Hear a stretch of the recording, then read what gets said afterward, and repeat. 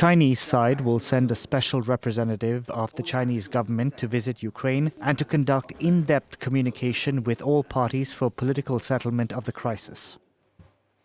And for more, let's cross to Ukraine's capital and correspondent Gulliver Cragg.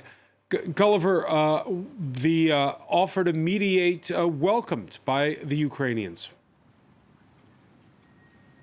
Well, you know, the Ukrainians are just very, very diplomatic with the Chinese. They can be extremely sharp-tongued sometimes with their Western allies, but with the Chinese, it's very much more the standard diplomatic language. This phone call will contribute to the further good development of our bilateral relations, and they understand that it's a good thing that Xi Jinping agreed to speak to Volodymyr Zelensky. They'd been hoping for this for some time. The Ukrainians, I think, still hope that China's role in this conflict could be a positive one. They fear that China might start arming the Russians, and they don't want the Chinese to do this, so they want to keep the Chinese on side, partly with a view to a possible mediation, partly, of course, because they are also thinking about the contribution that China will be able to make to the eventual reconstruction of Ukraine after hostilities cease. But it has to be said that the page China is currently on is very much not the one that the Ukrainians would like it to be on. This special representative that they are sending is being described by the Chinese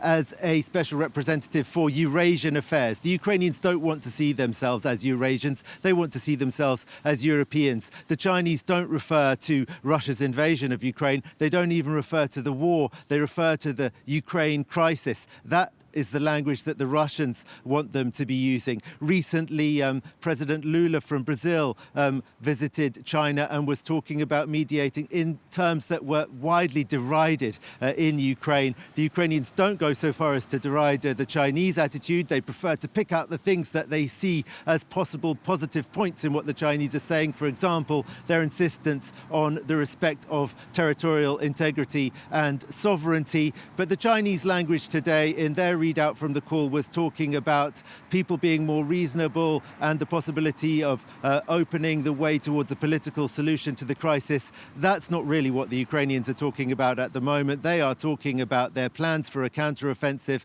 When's it going to happen? And there's a great deal of anticipation and both fear and hope as to how this counteroffensive to take back the territory in Ukraine currently occupied by Russia is going to go. I've just got back from Zaporizhzhia region in southeastern Ukraine, and it's in that region that most people think the counteroffensive is likely to start. Take a look at my report.